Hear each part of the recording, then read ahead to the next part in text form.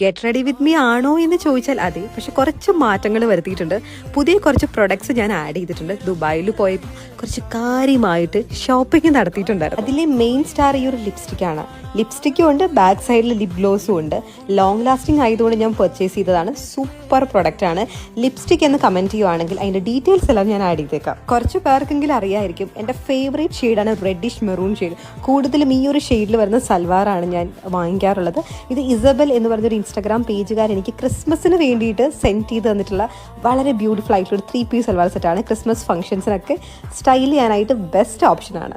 ഈ ഒരു വീഡിയോയിൽ കാണുന്നതിനേക്കാളും ഈ ഒരു ഡ്രസ്സ് നേരിട്ട് കാണാൻ നല്ല രസമാണ്. ഞാനൊരു ഫംഗ്ഷൻ ഇത് ഇട്ടുകൊണ്ട് പോയപ്പം ഒരുപാട് ആളുകൾ എനിക്ക് മെസ്സേജ് അയച്ചിട്ടുണ്ടായിരുന്നു ഇത് എവിടെ നിന്നാണ് പർച്ചേസ് ചെയ്തിരുന്നത്. സോ ഡ്രസ്സ് എന്ന് കമൻറ്റ് ചെയ്യുവാണെങ്കിൽ അവരുടെ ഡീറ്റെയിൽസ് എല്ലാം ഞാൻ ആഡ് ചെയ്തേക്കാം. ഞാൻ മാറുമ്പോൾ താനേ നിൻ കാവൽ കണ്ണാകാം, നിന്നോമൽ കൂടെ ഉള്ളാകെ